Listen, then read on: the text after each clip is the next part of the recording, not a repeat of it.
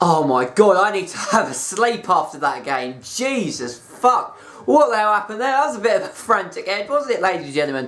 What an absolutely mental game. I mean, that just sums up Arsenal. That was a typical Arsenal performance. We had drama, intrigue, controversy. I mean, I'm not being funny, I'm not being rude either. I just hate Southampton so much, and I hate Mark Hughes, and oh, they're such dirty bastards, aren't they? But as for Arsenal, we got the job done. Not in the easiest way possible, not straightforward by any means, but we're Arsenal. I mean, when do we do anything straight, easy, and on the narrow path? But I mean, Southampton, blimey, oh bloody Riley. I mean, that was an absolutely crazy game. That was a mental game, and Danny Welbeck, oh, how I love you, Danny Welbeck. We'll be addressing all of the controversy, all of the intense moments, and everything happening in this game in this video right now. Happy Sunday, everybody, and welcome back to Analyse Arsenal. These are my thoughts and feelings to the game in the Premier League at the Emirates as Arsenal face Southampton. And obviously, in terms of Arsenal's Premier League campaign, it's kind of over, really. We've got really nothing to play for. Hopefully, we can just win as many games as we can between now and the end of the season and see where we finish. We're not going to get into the top four. The title was well and truly gone. So we're just playing to see how far and how high we can finish. Incidentally, all our eggs are into the Europa League basket. We've got the Europa League on Thursday, our second leg encounter over in Russia against Moscow. So obviously, Arsene Wenger is not going to play his strongest side. He's going to rest, one or two players.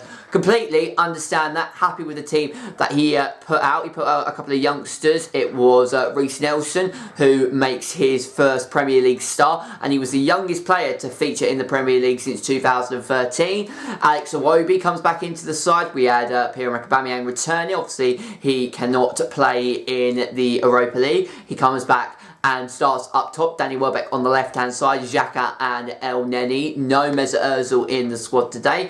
Callum Chambers comes in, Laurent Koscielny is out, and Sead Kolasinac comes in for Nacho Monreal. And it was Petr Cech's 100th, I don't know if it's his 100th Premier League game for Arsenal or his 100th game for Arsenal, but he was celebrating a milestone today. And starting the game, we didn't really start particularly well. First 20 minutes, we were kind of a bit shady, a bit all over the shop, didn't really know what we were doing with it. Our passing wasn't really going the right way. Southampton were pressing us really high, and they were creating a couple of decent chances here or there. We didn't actually register a shot for like the first kind of 20-25 minutes. And it's, again, it's to be expected. Arsenal are in this stage where what are we really playing for, and how can players get themselves motivated and play to 110% when they know that there's not really anything to play for apart from seeing how high you can finish in terms of Arsenal, in terms of the club and how their revenue goes. The higher you finish in the Premier League, the more money you get. But the players aren't really going to care about that. The fans don't really care about that. The atmosphere at the Emirates is it's not really there. It's half empty. There's a lot of hostility. So it's really hard for the players to galvanise themselves and get motivated. And that is why we're going to be seeing between now and the end of the season really slow starts. Southampton go a goal up, courtesy of Shane Long, and looking at it, like, people are saying that Petr Cech should have come out and got it sooner. People are blaming Mustafi. I think it's a little bit of both, really. As that ball is crossed in, Mustafi literally should clear his lines. He's falling asleep. He allows Shane Long to kind of get ahead of him and break forward, and that in turn gives him the space and just to hit it past Petr Cech. Petr Cech's really not going to do anything about it. He expects Mustafi to clear his lines and actually do his job. Surprisingly, ladies and gentlemen, Mustafi's a fucking centre back. So Cech, being the goalkeeper, expects Mustafi to do the fucking job that he's set to fucking do in the first fucking place. So, with all of that being said, Mustafi should be doing better, and he just falls asleep. And there's been so many moments this season where Mustafi has just fallen asleep and just not done what he's needed to do. And as a centre back, it's an absolutely crucial role to ensure that you get that ball clear. He just allows Shane Long, who's got a bit more pace, a bit more determination, a bit more drive and urgency to get forward, and he puts it in to the back of the net. However, just 11 minutes later, we equalise courtesy of Pierre-Emerick Aubameyang, who scores his 6th Premier League goal in 7 games, and he has really made a very good impact. He had a couple of cagey moments, and I've doubted him a couple of times, but recently he's been absolutely firing. He scored 2 against Stoke City last Sunday. He got another goal here, and a lovely bit of triangular play between El Neni into Welbeck, slotted it into Pierre-Emerick Aubameyang, who broke Southampton's back line and slotted it into the back of the net to make it 1-1.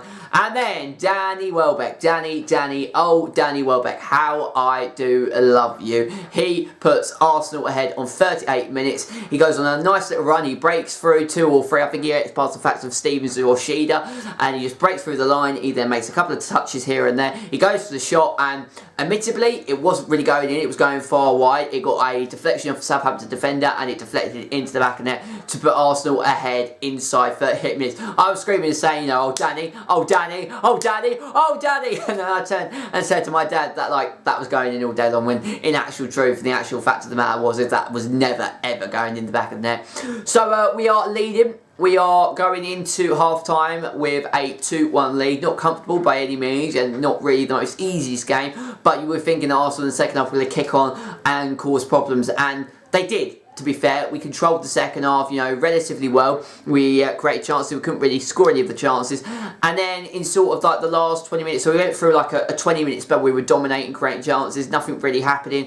And, you know, Southampton had a couple of chances here and there. But the last 20 minutes, they absolutely caused us problems. Charlie Austin equalised for Southampton with just over 15 minutes to play. And it was a ball that went down right hand side, almost like a sweaty goal, curved it in. Charlie Austin was in open space. Czech was cascaded and taken out of the game, and he slotted it into the back of the net to give Southampton the equaliser. And then from then on, we then get back ahead, courtesy once again of Danny Welbeck, who had a fantastic chance to score just moments before that he kicked up and over. And I'm saying that he could have gone, like, he could have created and had that chance like 99, 100 times, you know, since, and that would have gone in the back of the net, and he just kicked it up and over. So, you know, he was looking to, you know, try and recreate and get back and kind of make up for the mistake that he made in the first couple of minutes earlier. He did that. Ball came in from the right hand side, slipped in. Danny Welbeck was like 3 or 4 yards out, headed the ball into the back of the net to put us 3-2 up. And I'm sitting there thinking that Southampton are creating chances. This is not a comfortable watch by any means, and it's just one of those performances where, you know, Arsenal hold on to it. It's not going to be the most easiest game you're ever going to be seeing, but in the end we got ourselves 3 points, and that is the main thing really. But oh boy, 4 minutes of added time and Andre Mariner at sea, shall we say. Boy, oh boy, controversy. There was so much controversy. Jack Wilshere came on, as did Alexandre Lacazette, and Rob Holding came on for Hector Bellerin, who had got himself a booking. He came off just the fact that Arsene Wenger could save him for our next Premier League encounter against Newcastle, this time next Sunday. And it all started really from Jack Stevens, and you know, Wilshere had the ball, he was dispossessed of Jack Stevens. Jack Stevens is running down the right hand side. Jack Wilshere then runs, tries to chase him off, and then rips his shirt, like grabs onto him, but actually rips the shirt off. And I'm sitting there thinking to myself, oh my god, that could be a red card. And Jack Stevens, I mean, it's always a Stevens, isn't it? He loses the fucking plot. He just, like, I think he thinks Jack Wilshere is like a murderer or a mugger. He just goes for him. He throws him to the ground. He's trying to, like, iron him out. He's trying to rustle him. And, like, he just absolutely, he lost it. Jack Wilshere was, like, retaliating and causing him problems. And there was a little bit of beef between the two. Andre Mariner gives Jack Wilshere a yellow card, which I think is kind of harsh. I think Jack Wilshere should have been sent off. And then he sends off Jack Stevens, who then loses the plot. He then has a little bit of a go at El Neni, pushes El Neni. I mean, what's El Neni done? And nobody hurts my Jack or my El Neni, or even Danny Welbeck for that matter. So I was kind of glad to see the back of Jack Stevens. And then a couple of minutes later, Mohamed El Neni gets sent off. I don't know why. I think he pushed a Southampton defender down, right? And it was a really, really stupid thing. You see it so many times when footballers lose their rags and they just, like, they put contact onto the player who hasn't even got the ball. He just pushes. I think it was Yoshida. He pushes Yoshida down for no reason. And I'm sitting there thinking to myself, like, what the hell? What are you doing? Why are you pushing him down? It was either Yoshida or Hoyt. I actually think it was Hoyt. He pushes Hoyt down to the ground, right? And I don't know if Mohamed El Neni was on a yellow card first and foremost. I'm not too sure whether I was. I can't remember if he was on a yellow card or not. But then he gets a straight red card.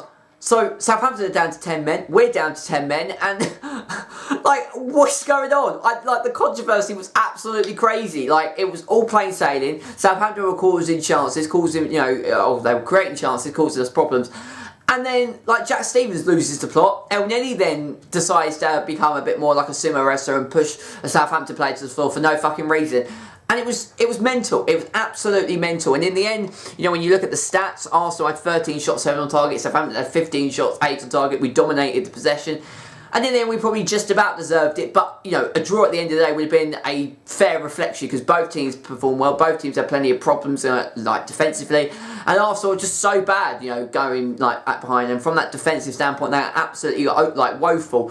So, you know, and Southampton are really no better defending. So, in the end, probably a draw would have been a fair result. We do get the win. We keep this winning ring going on. And, you know, as I said, in terms of our Premier League status, it will just depend on how far we can go and how high we can finish because, as I said, we're not going to get into the Champions League unless we, you know, have a miracle on our hands. So if we can win every game between now and the end of the season in the Premier League and see where we can finish and, you know, get as far as we can go in the Europa League and even win the Europa League, might be a salvageable season. But we carry this winning run going on. I'm not too fussed about the Premier League. I really do care about the Europa League, and it is going to be a very huge and heavyweight encounter as we play CSK Moscow on Thursday night. But we keep this Premier League winning run going on, building on the big win that we got over Stoke City at the Emirates at this time last Sunday. And it was a fairly decent game. A couple of boring moments here or there. But certainly Southampton caused us problems, fair play to them. And I get they're always our bogey side. We always struggle against Southampton. But in the end, we get ourselves 3 points here. Plenty of controversy, plenty of intense moments. But in the end, we get ourselves the win. I'm going to leave Analyse and Arsenal there for you guys today. I'll rejoin you